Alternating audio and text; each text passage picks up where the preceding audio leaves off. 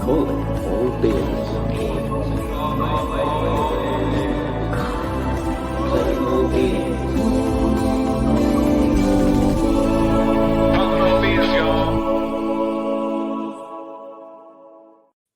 Can I get a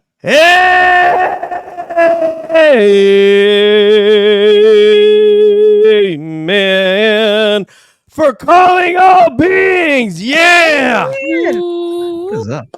I think I should get a harmonica. Yeah. But, you know. That's we got Money Nathan on the harmonica. Welcome back to Calling All Beings. We got all kinds of things going on tonight. In addition to that pretty face you see, I guess it's down to my lower right. He's like, yeah, I know you talking about me, DJ. But anyway, I'm your host, DJ, and with you ain't kidding, man. Yeah, that's right. We're doing some Brady Bunch business right there. And to my, let's see, that'll be to my right. I'm. You did that to confuse me, Nathan. Is my man, the co-host, co-creator, co-conspirator of fun, entertaining, and positive talk about the phenomenon writ large, Money Nathan. What is up, everybody? Happy Thursday to all of you. We're doing a fireside chat, which is something we kind of do in the summer. This is the first one that we've done this summer. And guys, it's hot. I don't know about where y'all at, but it is hot. Hotter than I'm used to here. So, but it's going to be super hot tonight because we got a great show lined up. That's for real, man. That's you said that because I just got in here, huh? Is that what happened? That's it. You caught me. I gotta say, I'm ready for some s'mores. Some I would like please pass the marshmallows. Yeah. Let's go. We're about to introduce that young lady that is just below Money Nathan in this Brady Bunch tree here in a second. Debs, I know it's been a tough time. How you doing, my friend? I'm doing great. I didn't tell you, but sometimes, as you know, I play video games, and Really? one of my new rides in my video game is a UFO. Wow. Yep.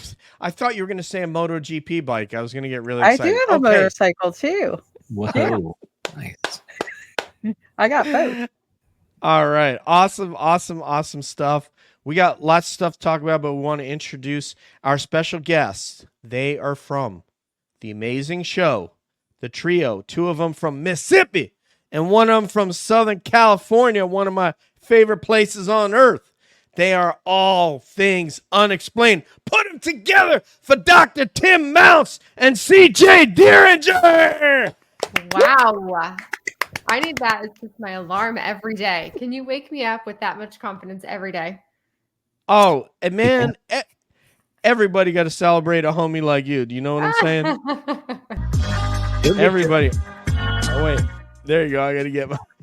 We forgot the background music again, Nathan. That was supposed to... Background music. Pumping with my man, Tim and CJ. Anyway, welcome, guys. It is really awesome to have you. Shout out to... We got two shout outs. So we have Smitty Neves down there in Mississippi and our homegirl, Courtney Connected, who instead of playing Tim in volleyball, she's driving across country right now, and she just got to the hotel and went... So, shout out to everybody, yeah? Courtney has more miles on the road than anyone I've ever met. She for real. We talked the other day about her getting a CDL license. So it needs to happen, man. She could be getting paid for these hauls cross country. Mm-hmm. So, all right, couple announcements. So we got a couple things to say before we get this kicked off, our fireside chat, which all of us have brought a topic. And Tim obviously brought something very special because he done brought a video with him, because Tim doesn't go anywhere empty-handed. Nowhere. Okay? CJ's like my crazy partner. No, I'm just sitting here going, I'm so glad he was so prepared that he didn't even send me the link to this show until it was well, past 8:30. What you missed, though, is I called you out on your veteran move. What's my veteran move? Your veteran pro move, acting like you don't have the link so it appears you're not late. It's our fault. Yeah, great job acting. It was so real. No. Yeah. Anyway, Nathan, so with the YouTube, we've got super chats enabled. I think Is that so. correct? I'm not positive about that yet, but we're this close, DJ. Oh, It's so okay. many different Because I was gonna. processes, it is insane. So Okay, I was gonna give instructions, but we don't need to give that yet. Let's check in the comments. Is Julie here? We saw Charlotte J is here from Charlotte, North Carolina. Does he have it? He doesn't have his wrench yet. We got to get his wrench. oh man. So the wrench. Yeah, if you check your email, I sent you his I guess you need his email to make him a wrench. Yep, I'll find it. A moderate. So thank you, Jay, for offering to do that.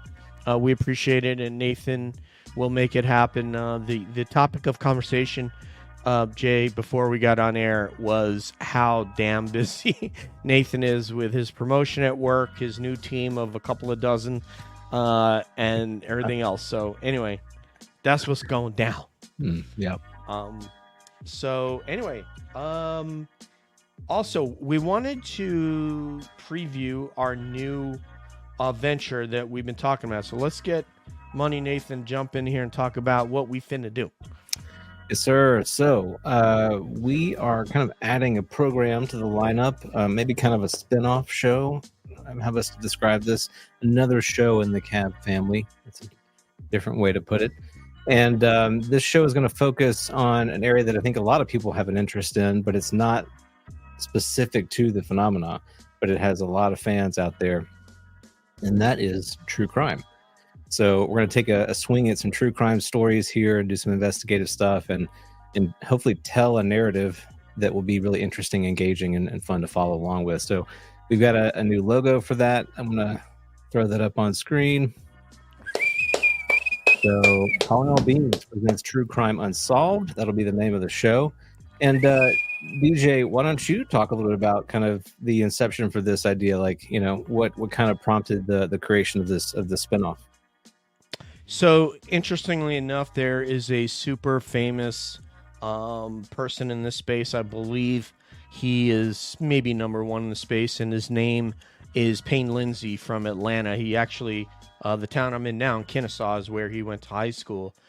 He broke the Tara Grinstead case of a murdered teacher in Georgia. She was murdered, I want to say it was 2013. And he was able to go up there and in this small Georgia town, get inside all the crazy details. Some details, you know, there are some similarities to the Karen Reed case in a way, because there were some things being held back from certain members of law enforcement. But eventually they found the two guys that did it, and both those guys are serving time. And ironically, Payne Lindsay also does a show about UFOs and the phenomenon. I'm trying to remember who his most recent guest was. I think I sent it to you guys. I don't recall, but he had on Jeremy Corbell within the last 90 days, which is, you know, would be a huge get for any show. There's very few shows that Jeremy Corbell does. And he's just fascinated. He did a whole series around Rick Doty, and I think it was called Strange Arrival, I believe is the name of it. So he's done a lot of historical stuff. He's fascinated with our topic. And so I thought, why couldn't we do a show that really aims to be in service to a family who doesn't have answers on what happened to their loved one? That could be a missing person. That could be a person who has been a victim of murder. And we'll leverage stuff that you would think UFO people would, remote viewers that we're using on a case right now in Pennsylvania, a psychic who's local to the case in Pennsylvania. And we don't know if we're going to be able to get anywhere on this first case. There is some danger involved. Someone that many people think is the perpetrator of this case has some connections that make him dangerous. And it turns out that a member of our show grew up within 25 miles of there. So, so with all that said, yes, we're going to press forward this case. We may not be able to bring answers to the family. We may not be able to find her, but we will proceed on to another case and try to be in service to the community. So that's how I see it. Anything further, Deb? No. That sounds awesome. I It's just the want to same say, format. We're doing some new things with it, and it's not going to be necessarily a live show. There might be some live components to it, but we're taking it a little bit in a little bit of a different direction. So excited about that. I'm just There's a lot- excited to support ma'am. people, who are in need of support because of things that have happened to them because of crime. Yeah, and that could be Deb counseling or Courtney counseling with that person because of their skills in that professional skills in that area. And so, yeah, yes, ma'am. I was just gonna say, I was just driving down the road today with my kids, and on the side of the road there was a sign, and it said, like, "No justice served. Who killed my mama? December 2023." And I was just like, oh gosh, it's poor family, just Heartbreaking. And yeah, and I have dying to to say, have an answer. it's shocking how many cold cases there are. Article in the news here the other day, lady went missing in the 80s. She went to the grocery store, to the pharmacy, and they found her car at the pharmacy, but she never came home, ever. Yeah, and it's David Paulides type stuff there because he's even stepped into the urban arena. And what you said about that, CJ, if you happen to be able to find out what the name of that person is, that could be something that we could look into and will Absolutely. potentially, Courtney's our lead investigator on this thing. So I've kind of, given up the lead to her and just, hey, if she thinks this is good, this is something we should do, cool, we'll do it. If she doesn't, then, we'll move on to something else. So, and we'll have everybody they're very, very produced kind of shows. Obviously, you need to have music, and each cabbie will read a portion of the story, and we'll intermingle the interviews in with that narrative, and then hopefully, like I said, God willing, we'll be able to maybe find something out. So that's Calling All Being True Crime Unsolved. It's coming. It's going to take a while. It's patience. It's not as frankly as easy as doing these live shows are, where we get to just talk with our friends about stuff that's interesting. So with that, Money Nathan, we're into the fireside chat. So please take it away and start where you want to start. Awesome. All right, so I've been looking forward to this because I know all of you guys are pretty plugged in to what's going on. And, compared to 2023, it's been a slower summer in the UAP news cycle. I was thinking about this. I've been thinking about this a lot lately. But it's just been a lot less slower, and there are various reasons for that. It's an election year, so there's a lot going on in the U.S. anyway. But, one thing I came back to is the recent talk that Carl Nell gave at the SALT conference, and the quote that he gave that I think has gotten a lot of press of post conference was that he had zero doubt that this was real. And the sort of air in that room and the takeaway I had when I was listening to that, it kind of hits you in the gut in a way. It's like, this is a very serious person who's got a very serious background, who's putting himself out there in front of all these folks that are investors with lots of money, and they're looking to put that money to work. And here he is making a statement like that. And, I come back to that because it is so profound. But I wonder, what do you think somebody like Carl Nell is doing, in the background? Because it's not like he's out there all the time. But there are, I think, lots of Carl Nells out there that have that kind of conviction. So do you think that he's kind of quietly moving things forward, trying to push things forward? What would you do in his shoes if you had his kind of position and his influence? I just think about him a lot and kind of his role in this entire story. So tell me what you think about that. What do you think about Carl Nell, DJ? I was typing the question down, so I make sure I remember it. I didn't know you were coming to me first.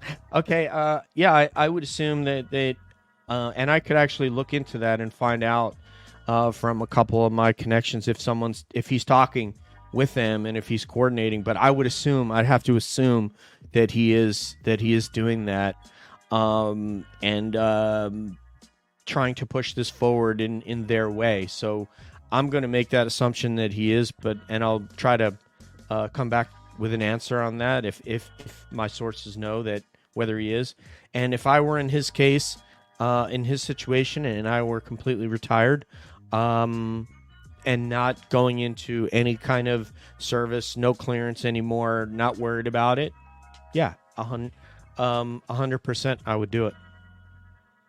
And let me kind of come back to you on that real quick, because you've got some good experience that I think would be important. So if you are retired, you are in his shoes, and you've got the kind of background that he has, the connections that he probably has. Is it a role where you're kind of never fully, like, quote unquote retired? Obviously you are retired, you're getting your pension, that kind of thing, but you're still plugged in. Like, you have your network. You may, get somebody might call you up with asking for some counsel, like your advice on something, because you have all that experience. Do you feel like that's probably happening? Do you think that he's still fairly connected, and he's kind of working those connections, or people are maybe even interfacing with him who are thinking about coming forward? And I guess alongside that, this goes to the stigma issue. How hard is it for somebody to come forward when they're not retired, to really put their neck out? Whoa. So the first one is a little bit easier. So think of this like you're in a boat, and you have like kind of a trawling motor, and you're leaving the shore, but you're only proceeding away at about 1 or 2 knots. And the further, as you look back, as a year, as let's say, if years, you could condense them down into days. And as you look back, the shore is getting further and further away. Well, that's how it is. Like, if you were to compare someone like Rick Doty and how many years he's been out of service and out of contact, out of his clearance, and then someone like Carl Nell, who just maybe retired within the last 24 months or less, even 12 months. Actually, he may be just freshly retired, as far as I know, right? If that's the case, then that's what happened. So he's probably still fairly connected, but nobody that is inside should be telling him anything that's going on, but they may be, because of the nature of what a lot of people view as humanity's need to know. Like, and I'll give you an example. I went over to, I used to fly with AFSOC, and then a couple years later, here I'm on deployment in Afghanistan, going into the chow hall. Whoa, there's my guys that I flew with in AFSOC. But the conversation is different now, because I can't say, what do you guys, what kind of missions are you guys doing? Where are you guys going? Who you guys, so I knew right away that there was going to be a barrier there, that we could do a lot of how you doing and that kind of stuff, but I really couldn't, we couldn't have the conversations that we would have.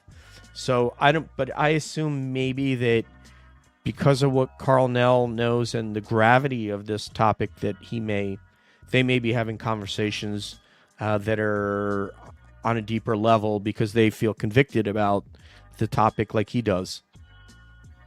Like Dave Grush, so I would assume there could be some of that going on. And what was your last question? I forgot. If I still active people? Still active. Still active, man. Boy, that is really that is something that's really tough to, for me to pass judgment, or what I would do. I wouldn't personally. I wouldn't get involved, and I wouldn't come forward and say anything unless, like Dave, there was something in violate of a lot of law, something that was legal being done. I would have to see something that was so disturbing that I felt like I had to go tell an inspector general or somebody. Fraud, waste, abuse, those three big words that IGs work on. Right. Possibly, but other than that, I would probably not be saying anything. Well, let me piggyback off of what you said and kind of rephrase my question for Deb. So I'm going to pass it to her. But so Deb, with these kinds of whistleblowers, David Grush, Carl Nell, their amazing pedigrees and what they're coming out to say in a very official capacity, David under oath. You think they're kind of surprised that this hasn't gotten more traction than it has? It seems like actually, it would have gotten a lot further. It's interesting that you mentioned David Grush because I let YouTube kind of push videos at me and I listen to those videos. I don't go to a normal podcast channel. I just listen to those videos on my way to work. David Grush was pushed with Joe Rogan because apparently that got put out again because maybe we're in a slow cycle. I don't know. And I was listening to what he was saying, and I'm like, first of all, this is actually a lot for people to digest. It could take years for people to keep re-listening and digest something new. So we don't really need to rush that. People are probably shocked enough, or still trying to deal with it enough, you know. And then second of all, he was saying a lot about things that are happening if you listen to it carefully. He talks about, you know, we brought these people forward. We're having these meetings. So he was telling us things are happening. We're just not going to get to hear about it on X. You know, it's things are moving behind the scenes. I remember when I was at that hearing and I ran into Lou Elizondo, and he wasn't a public face during that hearing. No one knew he was there, but I ran into him and had a conversation with him. And that's because he was doing work after the hearing behind the scenes. And I just think that there's just stuff that we're not hearing about going on right now. I hope that answered that. No, I mean, I'm glad that you brought it up because I think you're right. There were a lot of nuggets in that interview with Joe, and I agree. Like he dropped a lot of things that just kind of at the time, because there was so much in the news cycle, you just maybe kind of went over your head. You know, one thing that I remember him saying is that he was emphasizing, the phrasing he used was the highest of the high, if you catch my drift. You go back and listen to it, that he spoke with someone who confirmed this to him, who was the highest of the high, if you catch my drift. You know, if you think about that phrase, it's hard to not consider, you know, the top dogs in our political apparatus. You know, highest of the high would be a president, an ex-president, you know, a speaker of the House or a majority leader of the Senate. You know, these are the very top people in our political apparatus, or, you know, maybe in our military apparatus. So very, very intriguing comment there, that of course he couldn't explain any further than that. So yeah, I'm glad that you brought that up. And Obama did confirm it. Let's not forget that. People ignore that. A president, well, he's no longer a sitting president. A former sitting president did confirm it. Yeah, Obama and Trump of both. Yeah, I mean, we've had a lot of presidents on record basically giving you a wink and a smile that there's something there. So very, very curious. Well, Tim, what's your take on all that? And you know, Nell, Grush, the reaction to their statements, kind of the lull in the activity right now. How do you view all that? Well, one, I think it's really impressive and terrific, the kind of attention that folks like Nell and Grush are getting. You know, that conference that Nell spoke at, I mean, it wasn't just UFO conference, right? Which, by the way, the mainstream population, for better or worse, just doesn't pay attention to. This was a very diverse conference on a lot of topics, you know, from economics to technology and on down the line, with a whole lot of speakers. Like Carmelo Anthony was there, for example. So I think it's really great. Anthony, the basketball player? Yeah. I was looking up the speakers there, and we've got other folks coming out like this too, like Rear Admiral Tim Gallaudet, right, from the U.S. Navy. And, you know, the thing is, they're not the first to do this. There's been a long history. People forget of military folks, retired folks who come out and tell their truth, right? But in the past, it's kind of just been ignored or mocked. Like take Colonel, CJ's going to laugh when I say this, Colonel Philip J. Corso, right? Former Army, author of Day After Roswell. Hey, he laid it out there. You couldn't put it any plainer than that. And as time goes on, everything he said in there really becomes more and more valid. It has the ring of truth.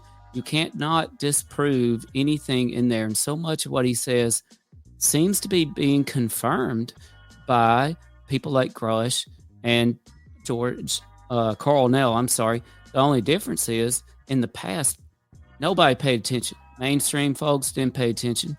Corso became kind of a laughing stock, and mocked for this. And he was only listened to in really niche circles in the UFO community. The other thing that I think, and I'm going to go out there a little bit here. Yeah. You asked if Carl Nell is still a part of things. Here's what I believe, and I think the evidence points to this. I think that there's a UFO cabal who is working incredibly difficult and hard to keep these things a secret and to control the narrative.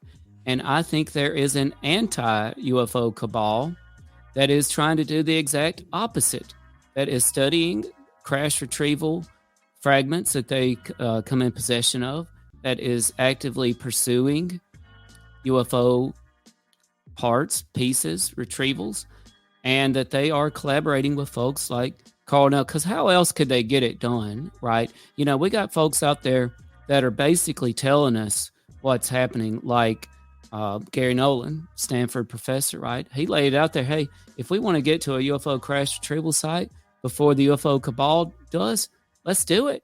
Let's get to it before they do. Thing is, he said, better be ready for a gunfight. But my takeaway from his comments like that, hey, who would you want on your side going after a UFO crash retrieval site more than Carl Nell? I mean, and a group of scientists, right? Like, what a great movie that would make. But I think that sort of stuff is happening, and that's just my opinion. Yeah, well, I hate to hog this issue, though, but DJ, your insight here I think is so helpful. But Really? I unusual. do. So the size of the government, right? The size of the bureaucracy, all of the different agencies. I mean, just to echo Tim's point here, I have to believe that is true. There are factions within the government that have guarded this and are doing everything they can to keep it under wraps, and then there are those that have had glimpses behind the curtain and are making attempts to make it more known. And it seems to me, if I'm reading between the lines, that some of the senators know, some of the folks in the House know, but they've also been given some very stern talking tos about what they can or cannot say. Because if you look at their rhetoric, it has shifted quite a bit over time from when they were initially, exposed to a lot of this, and now they kind of almost have walked back some of it. Whoa. Particularly, like, let's turn the temperature down a little bit. Gillibrand, I think, is the one that stands out the most. But even Marco Rubio and Mark Warner seem to have cooled a little bit in their statements and sort of tenacity for this topic. Nathan, will you recite just for the group what Christopher Sharp? Oh, were you there for the? You weren't there for the Chris Sharp, but we told you about it on private chat, right? So, okay, I'll say this. I'll say it, but I'm not going to name agencies or spell out. Okay, I've never heard this. This is probably the most eye-opening moment I've had on Cab in probably a year, because it's something like I never thought of. And Christopher Sharp, we did a Saturday show. It's supposed to be fun, and this guy dropped a bomb. And basically he said that, because just to put it in context for you guys, the topic came up is, why do they keep putting this eminent domain in there when they know that the culture of the United States in 2024 is such that nobody is going to ratify a law like that says that the government can come in and just take your stuff if you have any kind of material? That would open up Skinwalker Ranch for them to just go and start digging in there with a backhoe and take whatever they want and anything, right? It's just not our culture. It's not 1947 anymore, where the G-man knocks on your door and says, shut up or I'll kill you. Now there's a cell phone and they're streaming live on the internet if that were to happen, right? So it's a different culture, right? And Christopher Sharp said, oh, yeah, well, I don't know if you realize, but there's word that there are certain agencies that have threatened to reveal certain things about certain members of our legislature that they wouldn't want to be known about themselves. And when you think of that, and when you think about what those agencies might be able to get, that could be internet searches, that could be anything, that could be visits to certain establishments, it could be anything. And that certainly, in my mind, explains why they would put a lark into legislation and try to make you believe that we really want this to pass, but we really don't want this to pass because this would be really bad for us. And I never had that thought till Christopher Sharp came on this show, or had an understanding of why they would keep putting that lark in there. So that's powerful. Well, let's get to CJ, and then we can move off of this topic. Okay. So CJ, I kept writing thoughts down as people were saying things. So I had more and more to say. So the Carl Nell former thing teacher, to me, Holmes. Let me just say that. I know, Former right? teacher. Yeah. Okay, so the Carl Nell thing is very interesting to me because this is not a journalist. This is not a politician. This is somebody that's a retired colonel who has worked for the Pentagon on the UAP task force. So he does have knowledge that a lot of us don't have. He's not just going out there to say things and get attention. In fact, I would think quite the opposite, because I grew up in an aerospace town. Nobody talks about their job. Nobody is allowed to speak about what they are doing at threat that they're going to not just lose their job, but you could face time in prison. Your family is threatened. I know people that worked on black programs in aerospace companies 20 years ago, and they still cannot talk about what they did. So the fact that he's coming out and saying anything is big, because he probably is not supposed to. I guarantee you he has signed things that have said, I will not speak to any of this. So the fact that he's dropping any kind of hint as to what he might know, that would be terrifying. Even if he's retired, it doesn't matter. Those things follow you forever. If you think about the Bob Salas Maelstrom incident, right? He signed the non-disclosure. He wouldn't say anything. He wouldn't talk about it ever again, even with the people that were there with him, that witnessed it with him, or he'd face time in federal prison. So I don't know what pushed him to come out and say what he said. I'm talking about Carl Nell in this instance, but he must have some kind of protection, I would think, because at this point, I wouldn't just be afraid of the law or federal prison. I would be afraid of far scarier things with our government in terms of retaliation. So I don't know. Does it go to the UFO cabal? Is this just some sort of distraction? Is this just to get us away from other things that are happening in the country? Well, CJ, though, materially, what has he told us? Well, he has told us without any doubt in his mind that this alien life form exists and is interacting with the Earth. So considering his experience, obviously we are supposed to believe that at least he believes it, right? He hasn't given us any evidence or proof that he's seen anything, just that other people have told. And that's what drives me crazy, right? This like top down, I've been told. Nobody is straight out saying, I have seen it, except for Bob Lazar, right? Now, Bob Lazar brings me to your eminent domain topic. The FBI did come and raid his house. They did come and search for everything. Where's that Article 115? Yes. But the FBI doesn't need to do that, because they can get into our computers. They can hack into our lives. They can get into our phones, into everything that we own. They don't need to be barging into our houses anymore. Everything that we do is online. So I guarantee you they are searching everyone's information. They're maybe not barging in like they did, like you said, in the 1940s, but they're tapping in for sure. So Julie, our chat moderator, came up with a great name, Jim Semivan. So I'll say this. I'll say this about that, CJ. Materially, I don't think he has said anything that has violated any NDA. He's just saying there is. This does. He didn't say someone told me. He said there is. This exists. This is real. But that's not violating a specific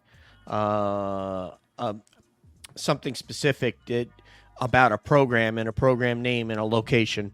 That is, where he would get himself in trouble and he would be in jeopardy, from a judicial standpoint or a criminal judicial standpoint against the UCMJ and all that. But he hasn't said anything like. Risky. Well, it is. I mean, it is, because he's received threats, so it is risky. But he has not materially told us something even to the level of what David Grush has told us. So but other than his comments, So the comments that I have heard, of course, are this exists without any doubt in my mind, what have you. Yep. What else did he say in that talk? Did he give any evidence of anything? That's for the panel right there. Well, that actually, I'm glad he brought it up, CJ, because that was one of the, I think, if you're following this closely, a frustrating moment. That was certainly a moment that the skeptics grabbed hold of, because his response to that question, because they did ask him that, tell us what proof you have of, how do you know this is true? Basically was the question.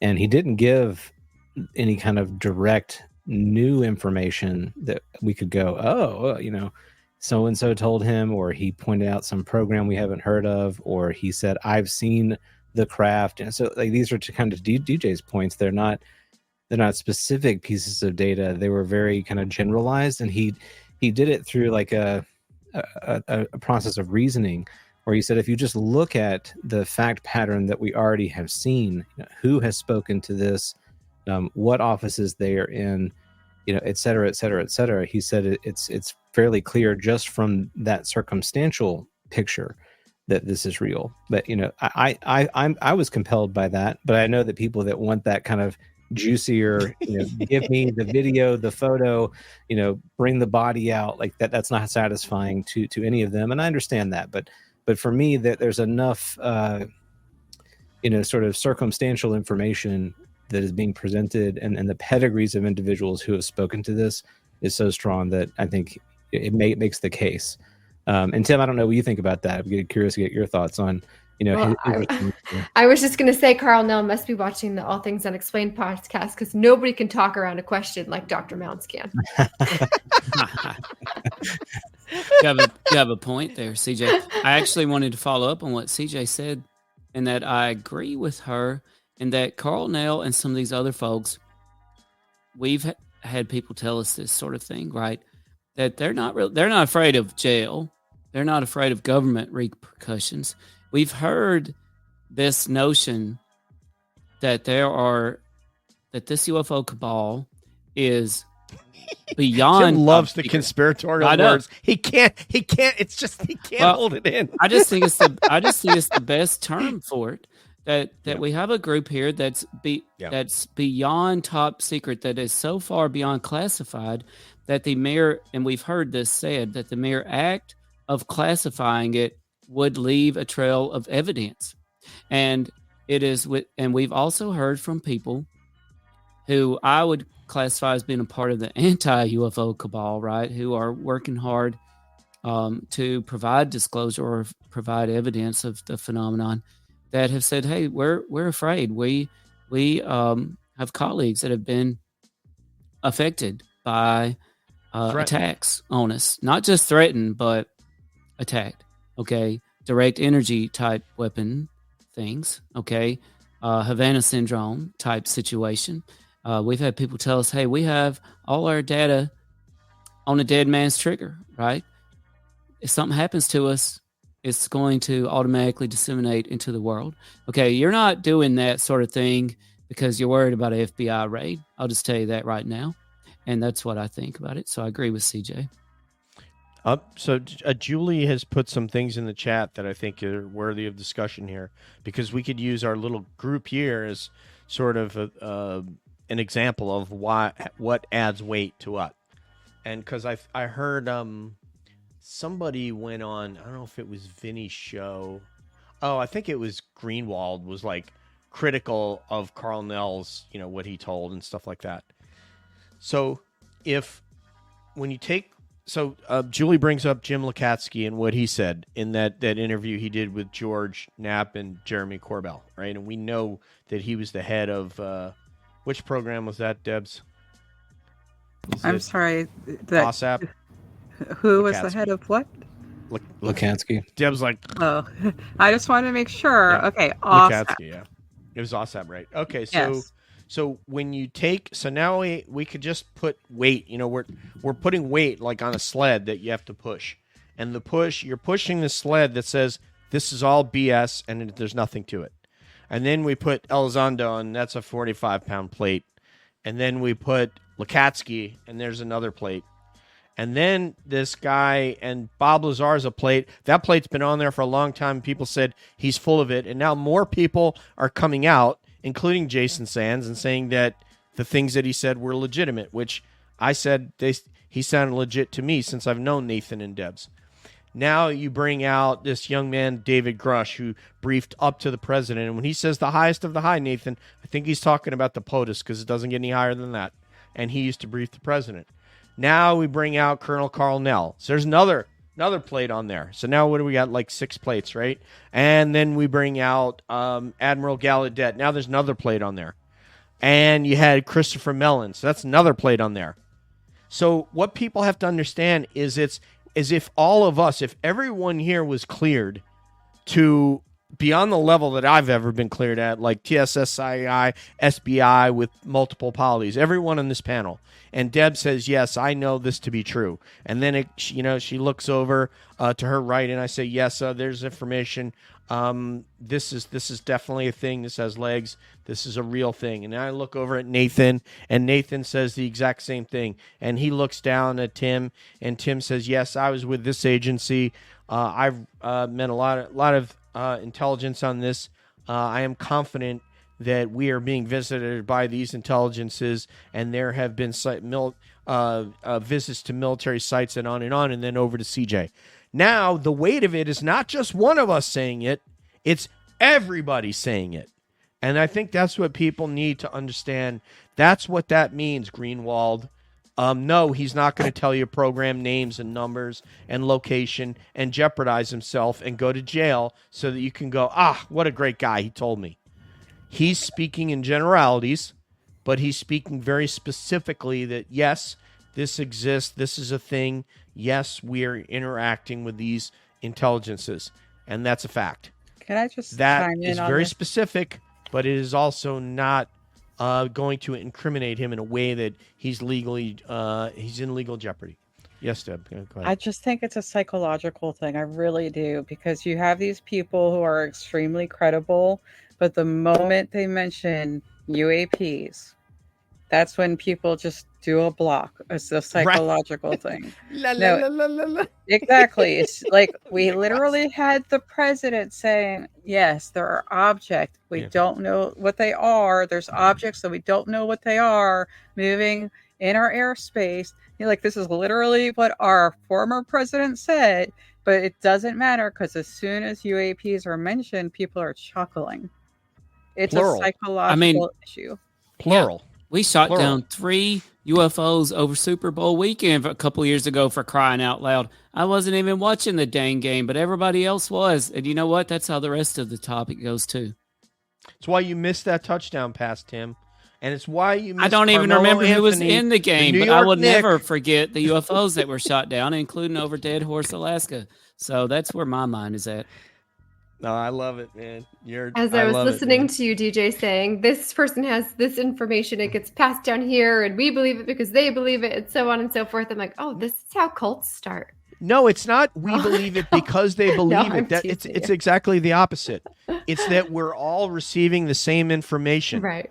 And the weight of all of that, because Lou has different channels than what Tim Gallaudet has. For example, well, let's use Lou and David Grush. Completely different scenarios, and the information that they got is completely different because Lou only had access to as part of what was the name of that ATIP, he only had certain pieces of information, but David Grush had other pieces of information which were more closely aligned with what Carl Nell had, but Gallaudet has a totally different and more involved with USOs. So when you take, and then Semivan, he was on this show. We're thinking, oh, here's like a field agent for the CIA. Guy was like the director of operations for the CIA's field operatives. And I didn't know that when we had him on. I would have been more nervous. So I'm glad, I guess it's good that we didn't know. So people with totally different tentacles that have this information, and then that Jim Semivan was an experiencer. Did you hear what he said on our show? Did he tell you about that he had an experience in his bedroom? Did you hear that? Yes. Mm-hmm. No, tell us. Well, I'd let Debs or Nathan tell it better than I can.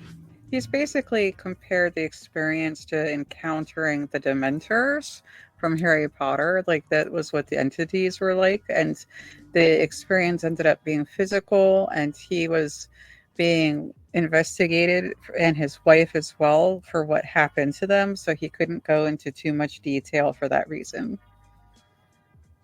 Yeah, and he also, you could tell he's frustrated with this subject. He doesn't have any answers, and you'll hear him kind of land there pretty often when he does interviews. He just that we don't know anything, they don't know anything. That's why I don't want to tell you, because they don't know really what's going on here. He talked about how he placed all these different sorts of kind of like religious artifacts and iconography all over around his house. Like it didn't matter what religion it was. He put up all these kinds of things as wards, basically, to ward off this sort of contact. It was, so if you think about someone who would do that, it must have been very traumatizing. And this is a person that isn't easily traumatized given his experience and background, right? So, very, very interesting case. And you're right, DJ, it really kind of wild that he has been as public as he has been. I wonder though, kind of with your analogy about the plates and everything, one of the common criticisms of that debate is that, just like the American population has a certain percentage of people who are prone to believing in a certain conspiracy, so too are people who are in the military and the government. Like they're people just like us, and so as a result, they're just as prone to these kinds of things as we are. But I wonder how much weight you put into that, given the level, the position that these individuals have had. It's not like they're just kind of low-level people in the bureaucracy. These are folks that have held some very, very high positions. So, is it safe to say that, yeah, they just happen to think it's cool to believe in witchcraft, just like some people do? That seems a little bit strange to me. Can I follow up on that? Yes, sir. Please go ahead. Yeah. So, see, it doesn't surprise me at all to hear about the religious iconography around the room and that sort of thing. CJ and I had a mutual friend, shout out to Ryan, who sent us a clip this week from a UFO investigator, right, who has documented all these cases of folks facing potential alien abductions. And now, not all of them, but a good percentage of them just kind of reverted to, what they feel comfortable with when faced with danger and called upon the name of Jesus in those moments. And I kid you not, literally rebuked the alien abduction. And so I'm not saying what's going on with that, but I'm saying it's part of the field of data. And so it doesn't surprise me to hear about these religious symbols. Yeah, that's a fascinating topic. We could explore some more if you want. I know we've taken up a ton of time on this one kind of subject, and we wanted to get to everybody. Great. It's been a really good conversation, though. So maybe we can kind of be more flexible with the format. But where do we want to go from here? Do we want to explore kind of what Tim brought up there with this concept about Jesus and how that kind of pairs with abduction? I think that's very interesting. Or do folks have another one they want to take on? Who wants to I have one. Tim was supposed to have you on to talk about that on All Things Unexplained. But that notwithstanding, go ahead. One day. Okay. Go ahead, Deb. Okay, so Yes, ma'am. this is one that has been bugging me for a while, and I really just want to throw it out for everyone to comment on. People talk about, and this started with a long time ago with like Bigelow and why he didn't want to share this with people. And if you read Artie Six Killer Clark's books, she talks about this as well. They talk about these NHI being among us. Okay. And some experiencers say it quite often. They walk among us. And that can cause a lot of fear, a lot of side-eyeing of your neighbor, a lot of issues. So I just want to throw this out there. No, Tim. It's Tim. Sorry, Deb. He's pointing at CJ. There's also the flip side of people going, I'm special. There's a whole stream of people coming on podcasts talking about being special, half hybrid Chosen. aliens. Oh, yeah. Yeah, and stuff. Yep. So So I just want you guys to comment on what your view is on the risk of those statements of them walking among us. Start with And you know CJ what? on this one, please. Yeah, she hasn't spoken in a while. No, I'm happy to talk about this one. So definitely a risk, right? I think that risk is beginning to lessen. I think there are more people who are accepting this phenomenon as something bigger than what we have known before. But I know that in the past, if somebody had said, "Oh yes, aliens walk among us," I would probably go, "Okay, So, have a nice day. how are those drugs you're on?" All right. And I know that if I were to say that, right, I hang out with a lot of moms who have kids. I don't know that they would just send their kids over for a play date if I were to make a statement like that. So I do think that there's still a stigma attached to it, but it depends on how you say it, right? Because what I've learned through doing this podcast is that there are lots of people who believe that this is not a negative phenomenon at all, but rather a really beautiful one. And people are deeply connected to what is happening and to what might be among us, as you say. I have really tried to figure out if what everybody is talking about in terms of this phenomenon, in terms of aliens, in terms of angels, demons, what have you, is it all the same? Are we all talking about the same thing and giving it different terms and understanding it differently? And if that's the case, then if it is angels, then certainly people would be happy to have angels walking among us, right? If it's demons, then certainly people don't want demons walking among us. So I am really torn on this phenomenon, and I lose a lot of sleep over it because there are many times that we'll have people on who will share stories that just scare me out of my mind, and I can't sleep for several days, and I certainly can't sleep right after we do that podcast.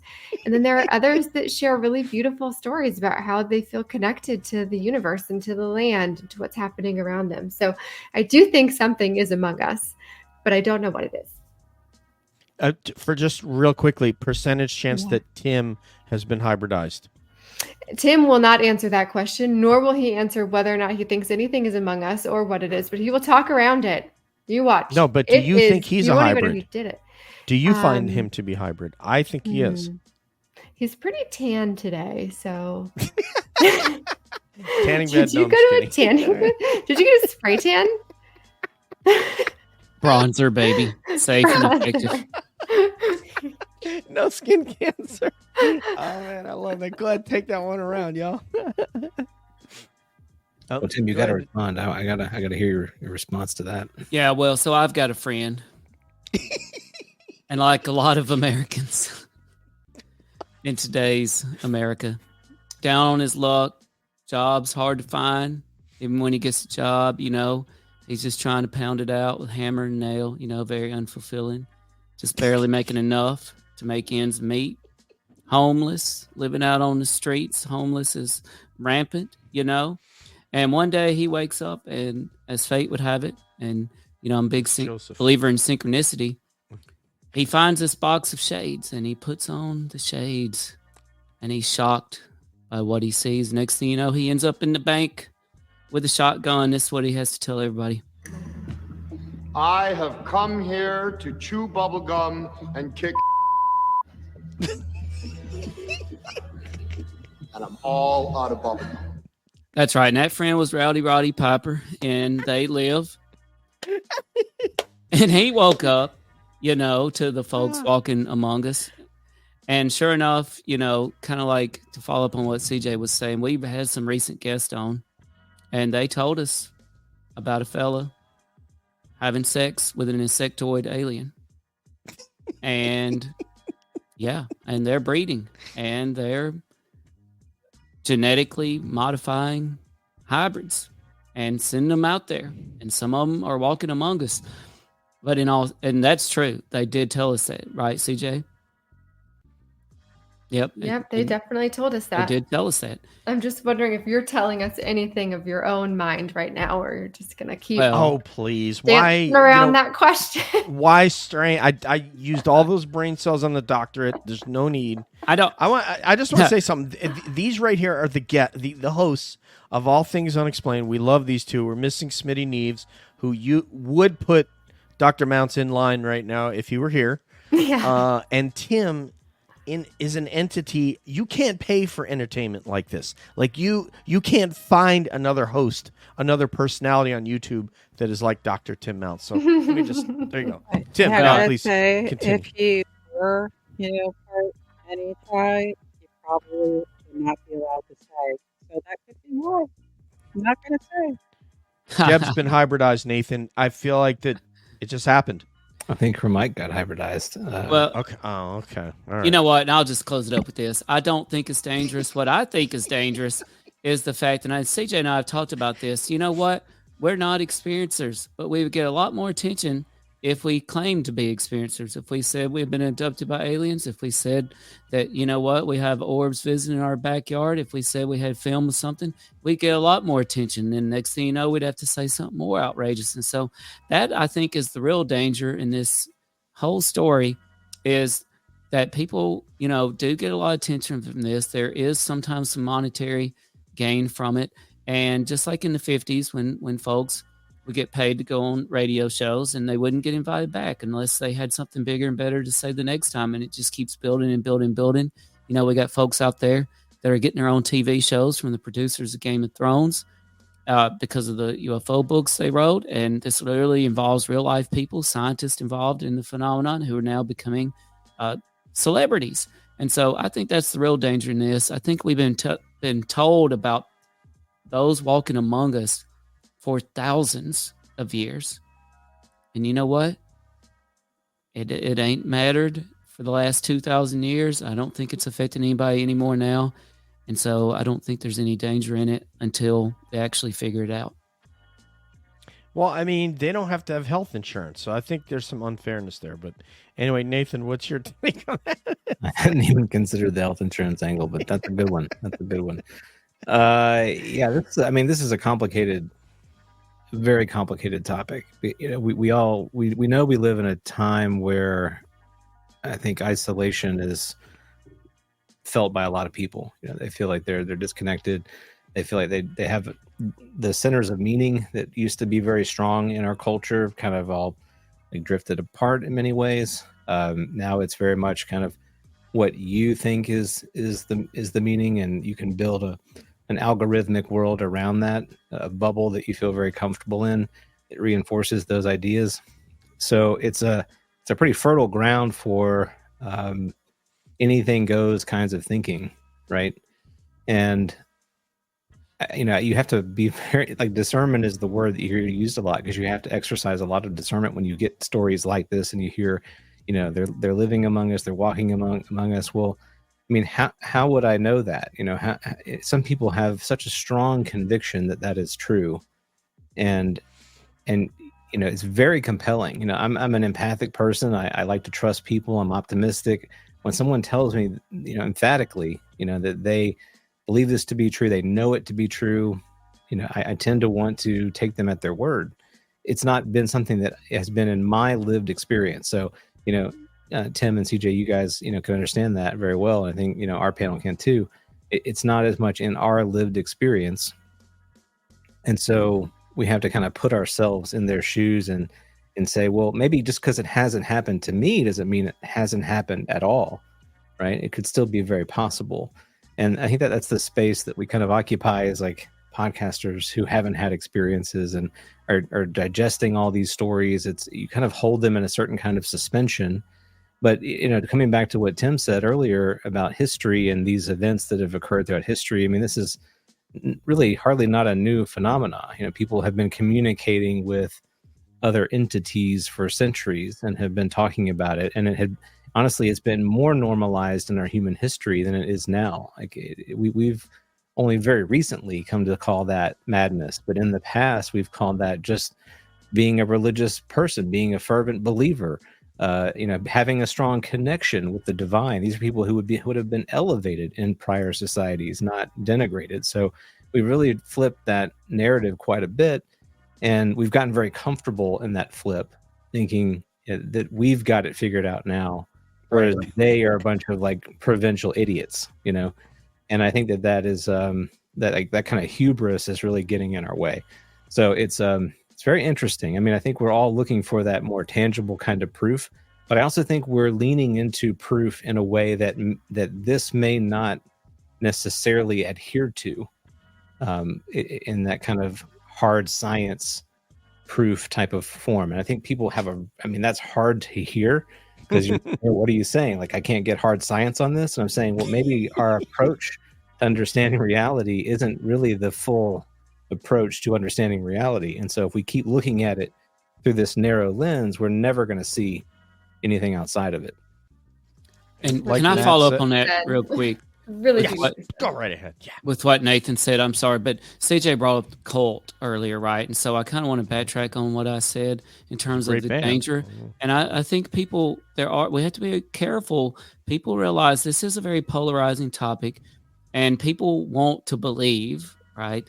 They want to believe not only that, but they want to be a part of a group, and there's a lot of people out there that need a leader and need a cult of personality, if you will, to tell them what to think and tell them, what they want to believe is the truth, and it is happening. We have to be very careful with that, because folks, like Jim Jones, they're a thing, and so CJ and I have heard a lot about the potential for a new religion emerging from this topic and things. So I think that all of us who do want to believe, we have to be careful that we don't fall for anything. We have to stand for something.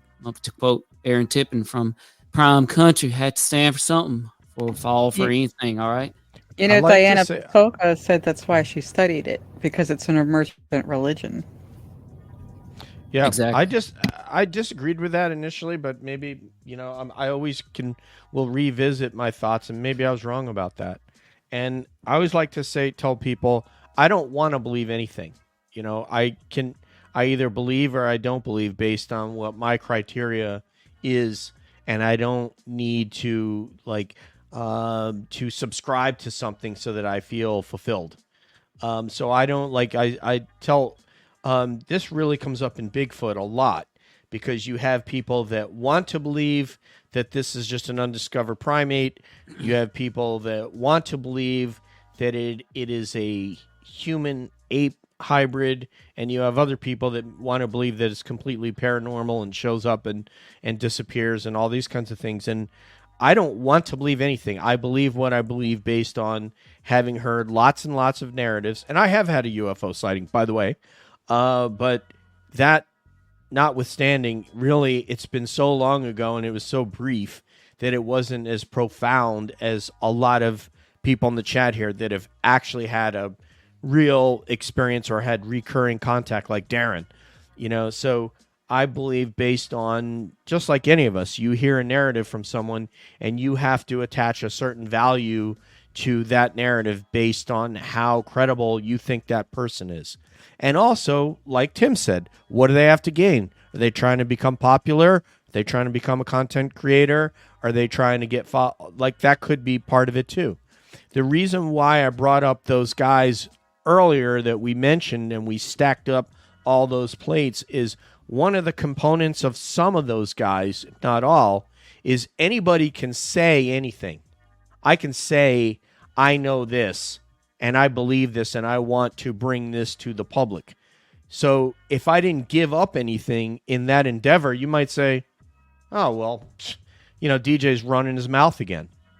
But if I quit my job and I gave up $150,000 a year job with a retirement for life, now that person's words mean more to me than someone who's just running their mouth on Twitter about what they know and what they think.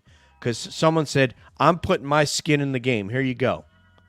And there's a couple of those guys that have put a lot of skin in the game.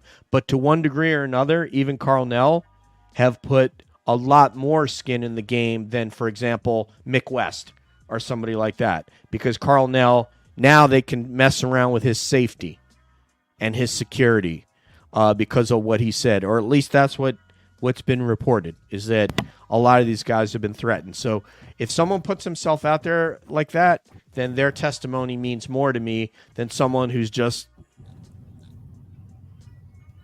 And you know what? Actually, this is a good point because it was also mentioned that people with the stories may be profiting, but we have to remember that the skeptics community also profits because Damn right. they have large conferences, just like the UFO community. They have websites, just like the Patreon. UFO community. They have magazines, just like the UFO community. They do everything that the UFO community does, just on the other side, and they're also profiting. Oh, and books. Let me not forget. They And also, Patreon. yeah. And Buy Me a Coffee. And what's the other one? Venmo and all that. Cash apps and stuff. So absolutely. So yeah, those guys are, they're trying to peddle themselves off as the sort of bearers of truth that are trying to keep us from all being fooled. Yeah, everybody's fooled, from the Apollo guys to everybody down to, all the way back to 67. And this guy had a hole burning inside him that he had to talk about what happened at his nuclear thing, at his nuclear site, and people didn't believe him. And then you had this Mario Woods and company come along and say, yeah, guess what? That stuff did happen because it happened to us, just like that. Right. So- And honestly, listening to those people who were doing the weird guerrilla skeptic stuff, I felt like that was very culty. Like, I got some weird vibes off the leader of that group. Like, she was having too much fun with power. So, I don't know. There are anarchists, and I heard a woman the other day relative to the Karen Reed trial, and they had a clip of her saying, talking about AdSense and talking about how easily she can spread disinformation and get followers and stuff like that. And it's they're very sick people that would do that, but they do it and they have followers just like we do. So I have a lighthearted question I want to throw out there if everybody's ready. Are you ready? Ready. We're gonna start with Money Nathan, and then we'll head over to Debs, and then CJ, and the doctor who's in the house. And I don't mean Dr. J, Dr. M. All Shoot right. the J. There you go. And Carmelo definitely listened to you because he certainly didn't pass the ball. Anyway, all right, Nathan's got the. It is going down tonight. What a special night. All Things Unexplained. Nathan's got Dr. the fight. Heineck, thanks for joining us. Yes, he's ready. Also, You got to break that out posting. later because I have a special Dr. Heineck situation. And Deb is smiling right now. I know she is. Okay. I am. I know. All right. So Nathan, I was wondering if you could talk about, if you could rank these things in order of what you find the most compelling, and then just do like a little ditty on each one. So, and obviously those are obviously UFOs, Bigfoot, and paranormal. Could you rank which of those three are interesting in order, and then just what is intriguing about each of them and why, if you will? Sure. I think I would put paranormal first. Yeah, that might be surprising. Well, in a way, because it's more, I think it's almost all encompassing of the three, right? I'm maybe kind of being a little semantic here, but weird things that happen to people that are outside normal experience. Like that is, to me, we're discovering that that's like a misnomer. Like this sort of paranormality is a bit of a misnomer. Like weird things just happen in normal experience, and we've kind of written them off as just because they don't happen to all of us. All of us have to eat. All of us have to use the restroom. All of us get old and die. That's normal, right? But weird things that happen, well, I don't experience a weird thing, so that's not normal. It's not something that really happens in just our reality, our shared reality. But man, weird things happen all the time, and I think we need to be more comfortable with that. Be more humble with that. So to me, that's why paranormal occupies the number one spot, because it's there's just a whole lot going on that we don't understand, and we need to be humble in the face of that experience. UFOs would be second. I think that they're incredibly fascinating to me, just with my background in always loved sci-fi. I want to believe, I want to believe in this very, in a way, it's like the Star Trek concept, that there's more than one species out there. We're not alone. We can learn and grow and cooperate with these other species that are in the universe that we share space with. We need that. We've kind of grown to this place on the planet where we're running out of space and we can't get along, and we need almost like kind of a bigger brother, sister, parent, somebody who's lived longer in the universe than we have to kind of come and guide us through some of these challenges that we're experiencing. And I romantically, I find that to be a very attractive concept. And it just so happens that is also a kind of a gateway into this more metaphysical question about what is reality and what is the ultimate meaning of life.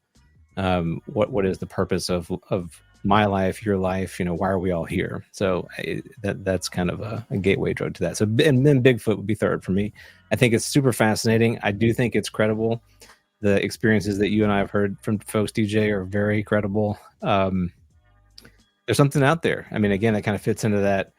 Just because you haven't experienced it doesn't mean it isn't there. And there's a lot of wilderness in the world. I think we've all gotten this place where we kind of get really comfortable. Like, I live in these four walls and I've got this device and it's manufactured. It's very fancy. It's technology. And, we've forgotten that like most of the world is actually still wild space. And we've just sort of colonized this little tiny piece of it. And so, yeah, there's a lot of weird stuff out there that is really interesting. Bigfoot being certainly one of those things. Thank you. That's a great answer. And yeah, it was a little bit of a surprise. And before I pass over to Deb, I just want to say that Matt, all of us here know Matt Knapp that are on the panel today, and one of his paranormal, because he grew up in a house with paranormal, but something that happened out in the driveway where he was with another Bigfoot investigator leaning up against the car, and a physical being came running by them. When he tells you, it's going to blow your mind. It's chilling what this figure was, that was human but not quite fully. I don't know. He has to tell it, but it's going to blow your mind when you hear it. It's very chilling. So I'm sorry. We got to get Matt back on though. Debs. Okay, so I'm going to approach this from a different way. I'm going to give you my top one is paranormal. And the reason is because it appeals to my interest in science. I believe there's a lot of science in the paranormal that hasn't been identified, and spirituality, both of them. My second one is UFOs, because I believe that appeals to my interest in nature, because I believe what's going on with UFOs is very much related to the natural world, actually. And then my third one is Bigfoot, and I find the appeal there that it kind of relates to anthropology and our own history as well, because I believe they're related to us. That's my approach to Bigfoot. So those are my three in the order of my interests. And, it's very easy to see how they're attractive because of what they bring when you go and look into them. So, yep, simple and to the point. They're fascinating. CJ, my friend. Well, I just have to shout out to the commenter, We Are on a Farm, which, by the way, the name is fantastic. The way that it's spelled, that's great. But they asked, is it Bigfoots or Big Feet? And I was dying inside because one of our first show, actually, that Tim and I did, I knew nothing about Bigfoot. I was like, is there one Bigfoot? Is this like a race of species? Is it Bigfoots, Big Feet? I didn't know. So, and to be honest, I still didn't know. So thank you. It is Bigfoots. And CJ's mom commented on that show and asked, can Bigfoots catch COVID? Yes. Yeah, we had lots of good questions about Bigfoot. So, okay, interestingly, mine all line up in the same order as you guys, and I wish I could just take Nathan's answers and repeat them. Nathan, are you a pastor of some sort? Do you I have preach? in the past. Yeah. Yeah. I can in tell. Another life. You have a very beautiful, all-encompassing grasp on life. So thank you for sharing all of those thoughts. Okay, so mine definitely starts with paranormal, which it did not before starting this podcast, but we started the podcast with UFOs. And then everybody that I know came to me with their paranormal stories. So it's very much tangible to me. I have intimate stories that people have shared with me about things that they have seen or experienced. And so I can recall those more easily. I feel like it's a lot smaller. It's more present in my everyday life. And then UFOs, because I do love the search for something greater than ourselves, just this concept that we live in such a huge universe, and it would be really naive to think that we are the only ones that exist in it. And as Avi Loeb likes to say, we are proof that there is intelligent life exploring the universe because we are doing it. Intelligent, I guess, is debatable, but we are doing it. And then lastly, Bigfoot, not because I'm not interested, not because I don't believe, but just because I am at home way too much and I am not out in the woods, in the world. It's not really my favorite place to be. I have a lot of fear, to be honest. And I just think that there are so many things that exist that I've never seen in person in my life, right? I go through these kids magazines that my kids have, and we go through all of these different species and bugs, and I've never seen those things in my life, but I trust that they exist because somebody's telling me that they do. And we've talked to so many incredible people who've shared their Bigfoot stories that I want to believe. That's my order. Like we said on the last show, CJ, a bumblebee on the Northern California shore doesn't know that a shark exists. Yeah. And they can be within feet of one another. So true. So it's just, and let Tim go, and I'll get to mine. So, yes, sir. Well, the bumblebee may not know that the shark exists, but there's a new movie out. I want to encourage everybody to check it out. It's called Under Paris. Some people may call it Sharks Under Paris. And it's literally about freaking sharks under Paris. And it's amazing. Check it out. It's on Netflix. Is this like a real thing? Are you like No, I'm not making it up. I got turned on to it because I follow Stephen King on Twitter. Every once in a while, he posts something interesting. And one day he said, "You know what? That Sharks Under Paris is pretty dang good. I thought it was going to be like Sharknado, but it wasn't like Sharknado at all. It was actually really good."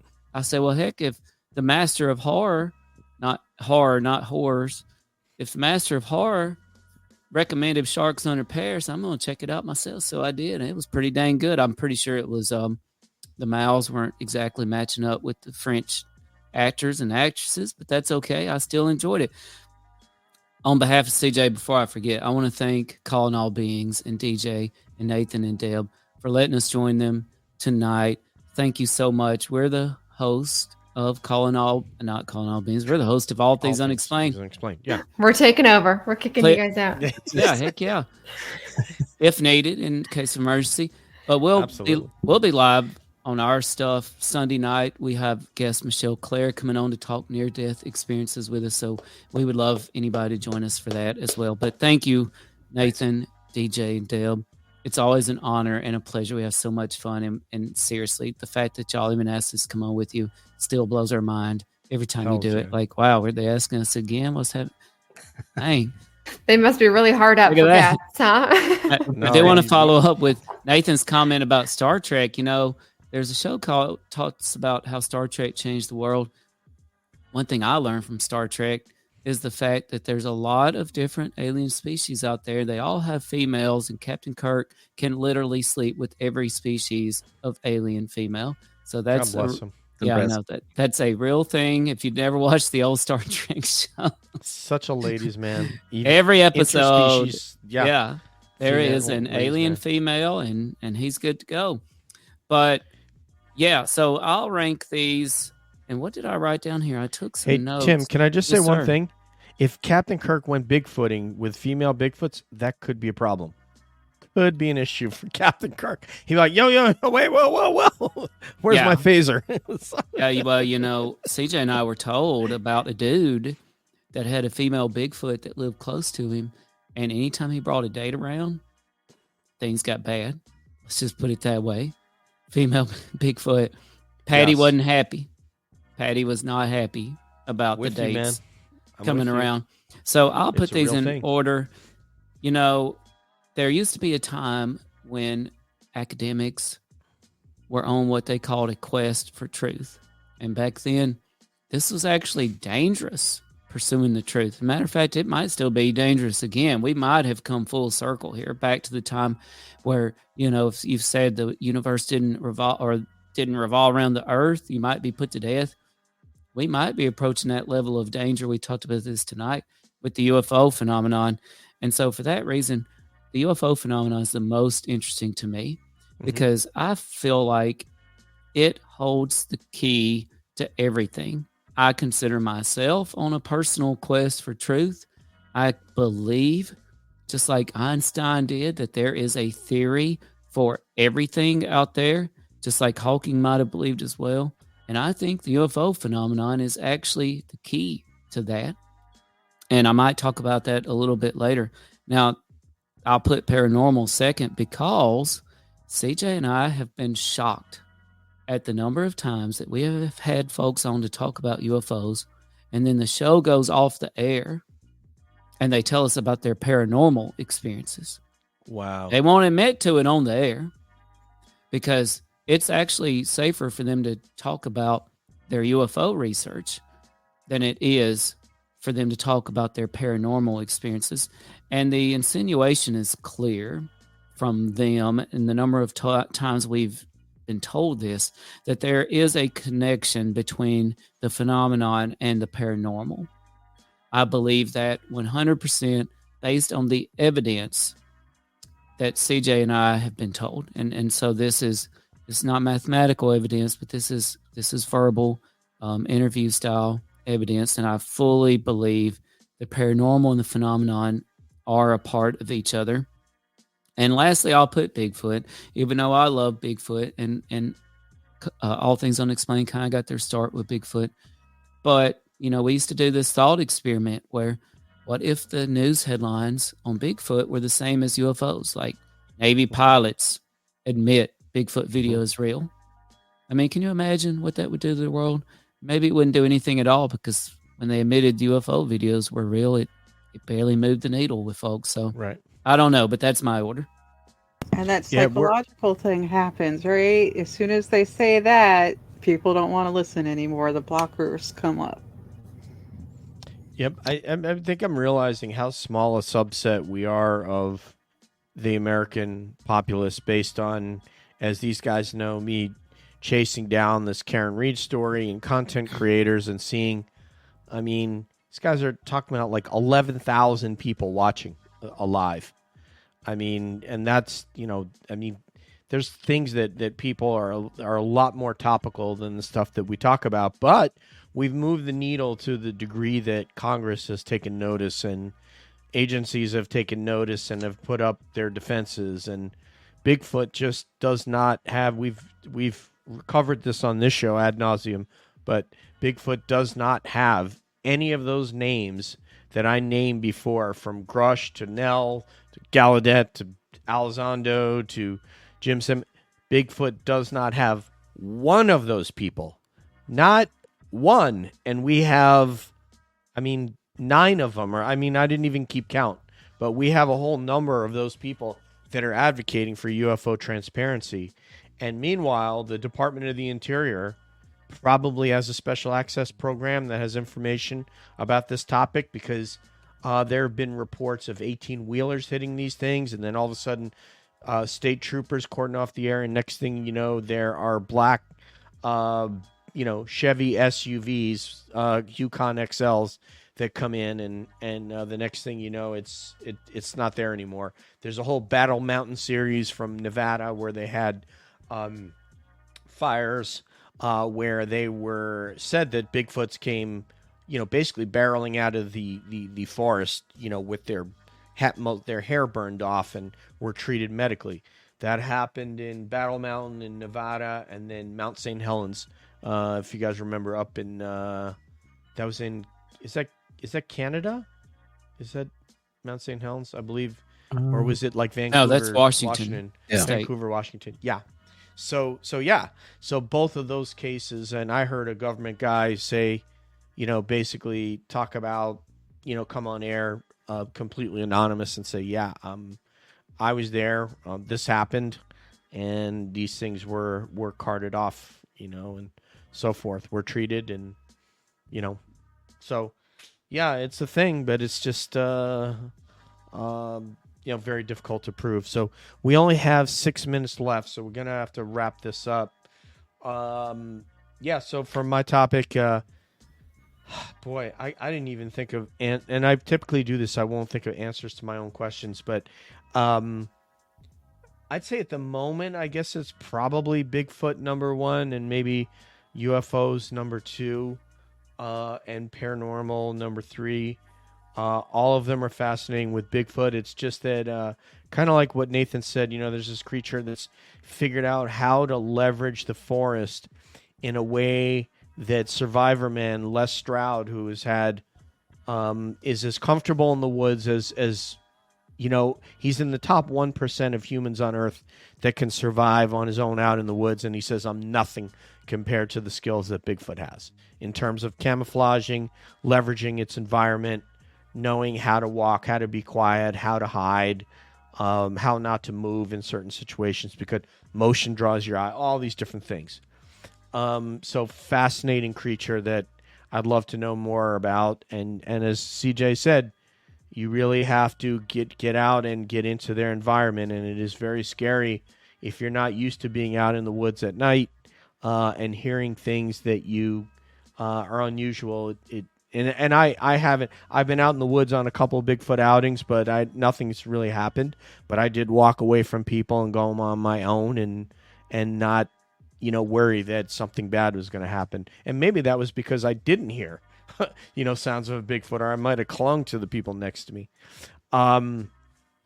UFOs. I mean, need I say more? I mean, I can't say it any better than any of you had. It's fascinating just to imagine that there is another intelligence that is interacting with us.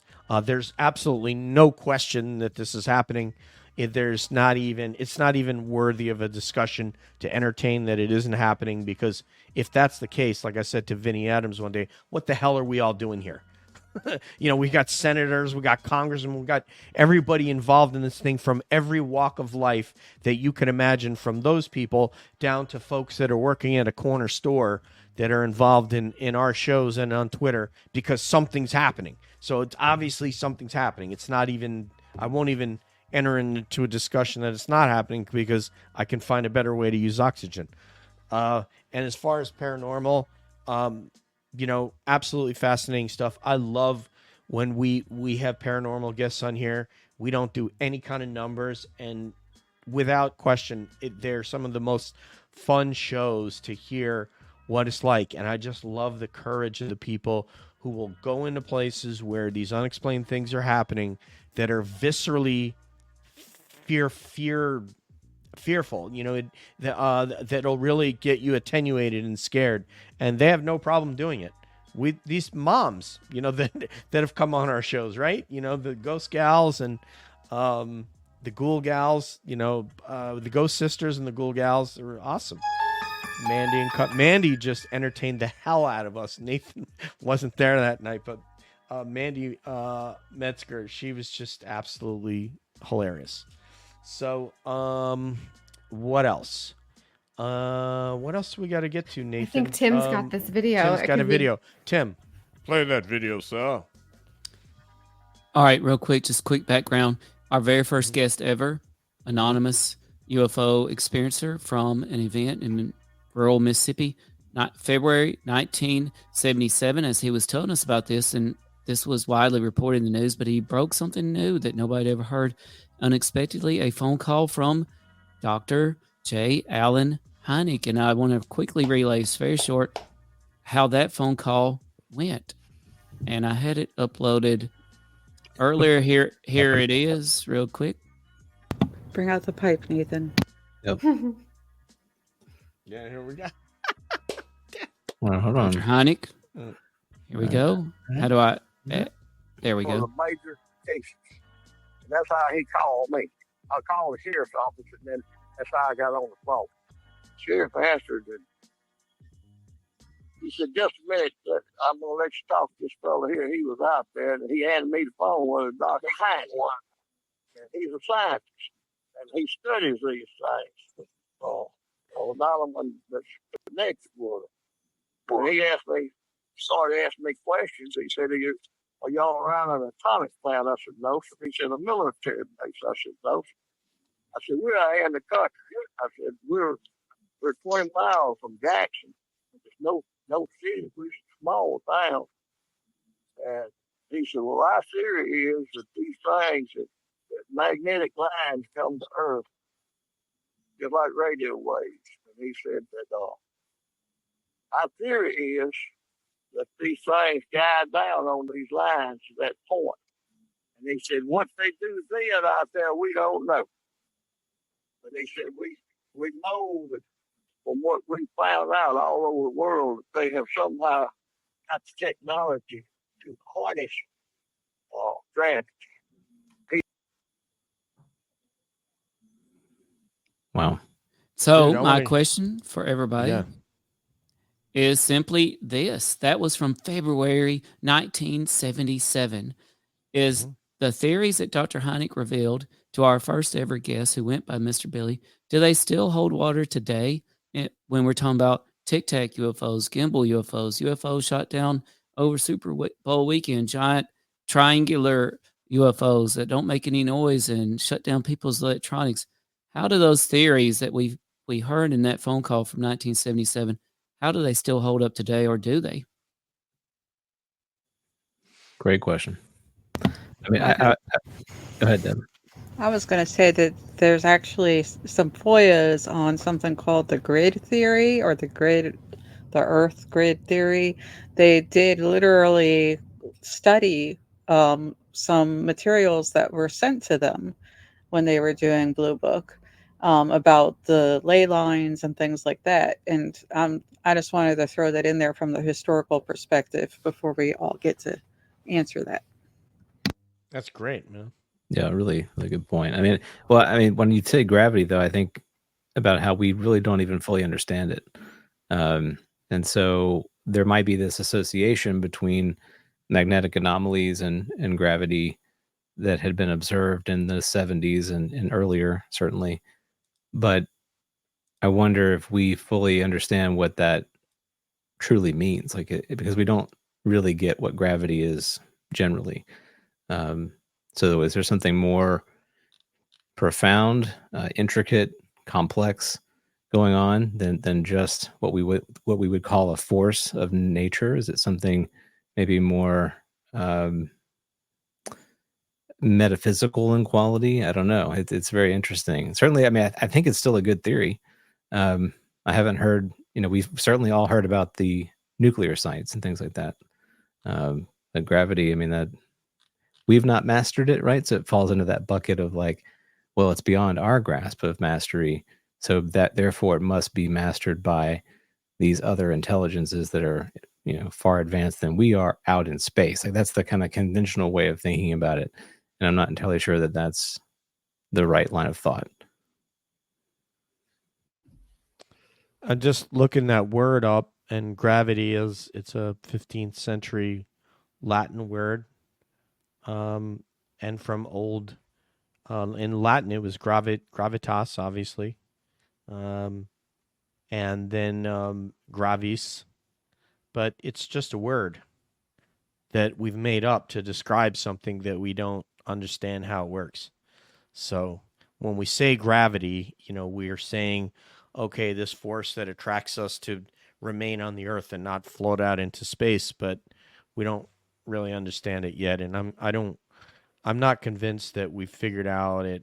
These guys know that I've commented on this. I don't think we figured out how to control that as yet.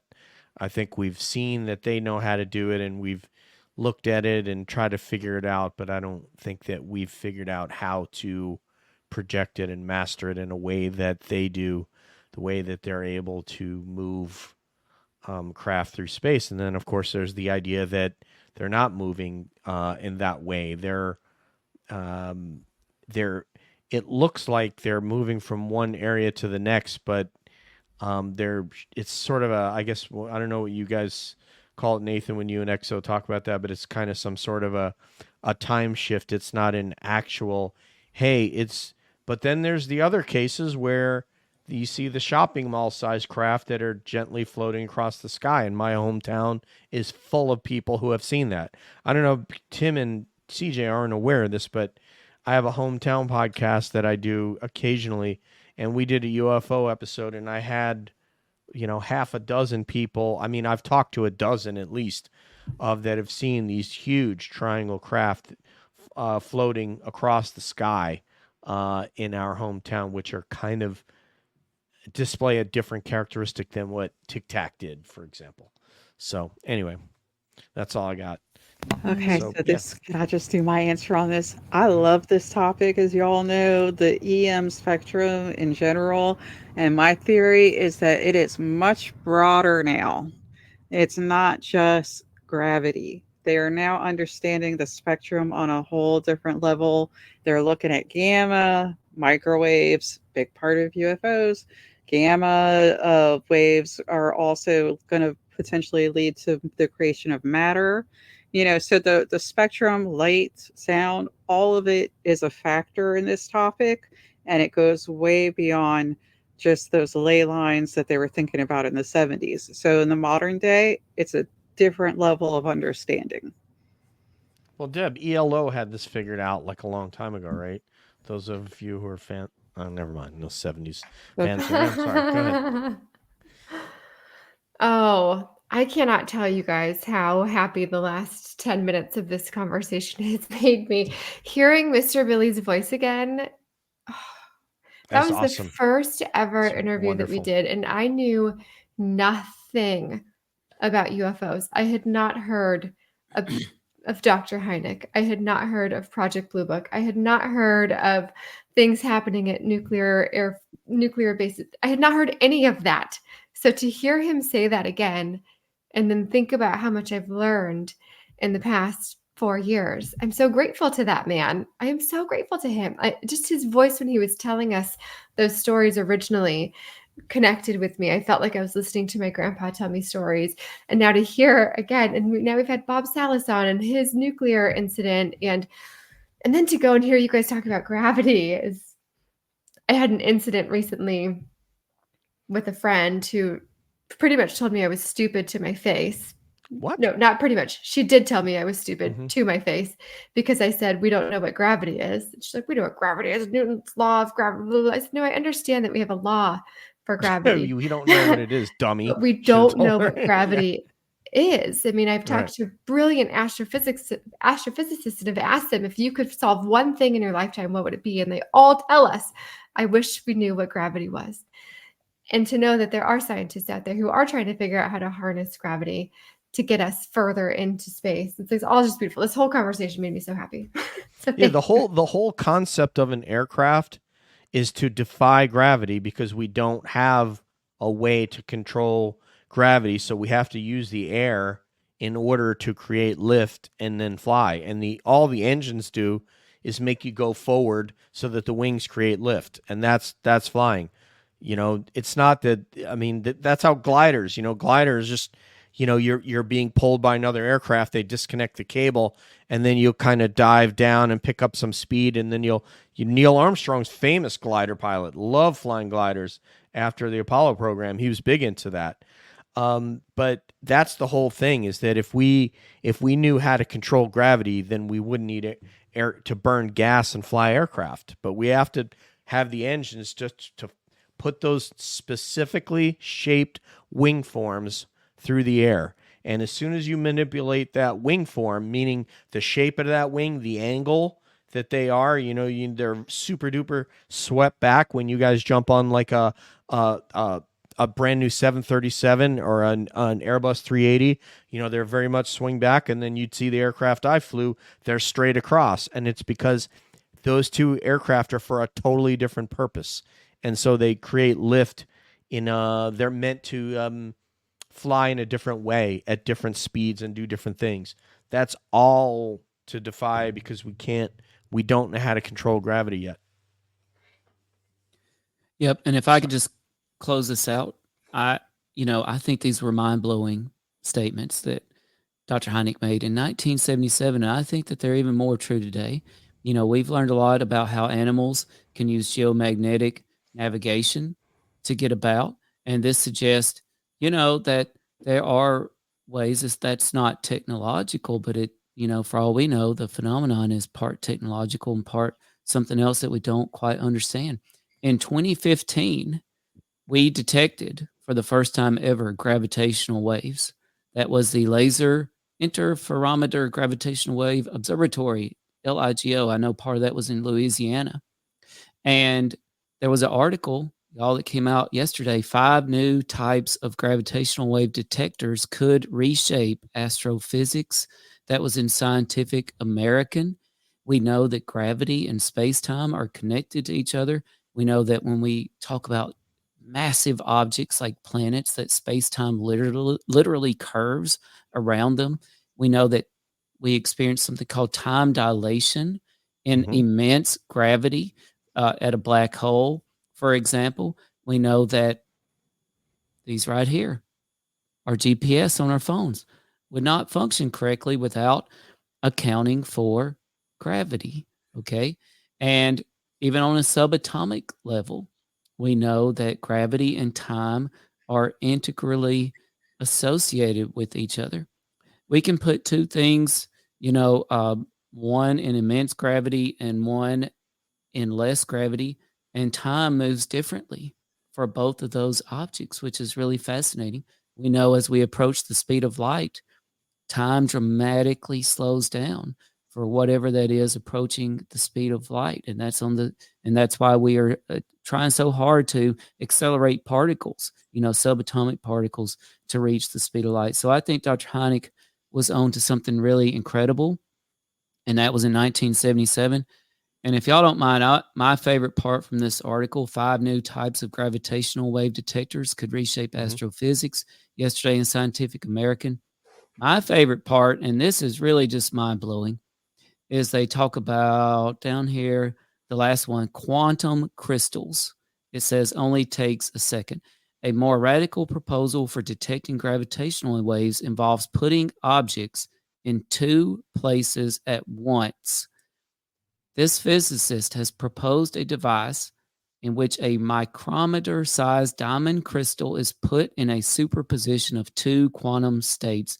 In his scheme, the crystal's 2 personas would be pushed apart by as much as 1 meter and then brought together again, an extremely delicate procedure that has been compared to putting the nursery rhyme character Humpty Dumpty back together again after a fall.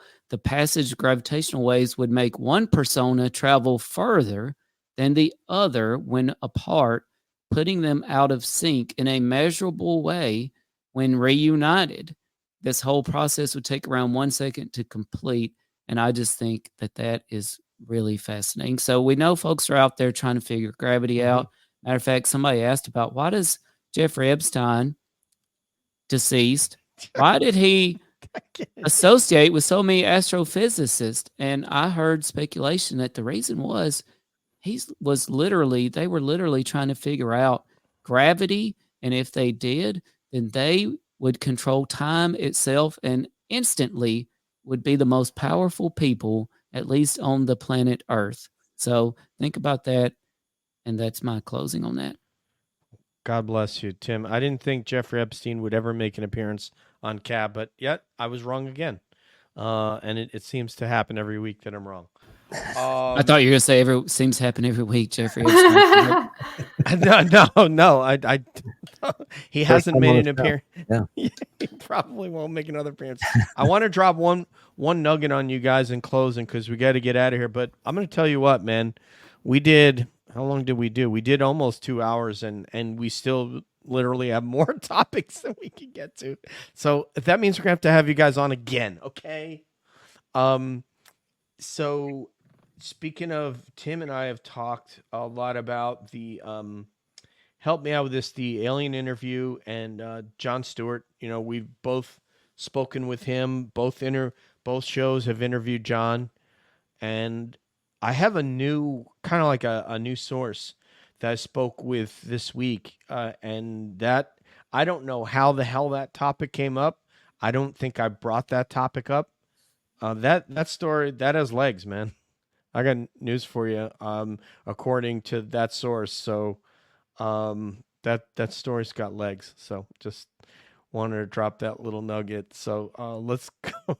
And if anyone has a comment, otherwise we can just go with Cabby goodbyes. I'm intrigued. Yeah. Yeah, I didn't bring it up. That person brought it up. I'm like, oh, does this player think that story has some legitimacy? And it's like, you know what? I don't want to attribute to what that player had to say about this, but it was one of the big players. Which, if the answer was no, then the answer would have been no. That person, big player, does not think that story has any legitimacy, but that wasn't the answer I got. So I agree. Anyway. I'm not going to get started on it because I could go for a while, but I'm going to put it away from Jon Stewart because it's been there since the 90s. Mhm. And I do think there's something there. It's like I told Jon Stewart, my kids can discern fake things. Like they can do a pretty good job of discerning that, right? Like cartoons and things that are clearly fake and stuff. I wouldn't let them watch the alien interrogation because it's disturbing. Mhm. You can look in that creature's eyes and you have this reaction. This is something different I'm watching. And to me, that says a lot. I couldn't say that any better myself. That's the reaction I had. And that's not taking into account everything that Victor said and how that lines up with what I adjudicate as to be someone that understand that has been read into a program and is speaking all the right lingo and what they would say and wouldn't say. So when you add those two things together, it's like Dr. Meldrum said, I didn't even need the video. If I would have just had the footprints, I would have had something very compelling. Now you add the video. Oh my God. So anyway, go ahead, Money Nathan. You want to go? You got any parting shots or cabby goodbyes? I mean, I just to echo what others have said, this has been a fun conversation, and it's so easy chatting with you guys.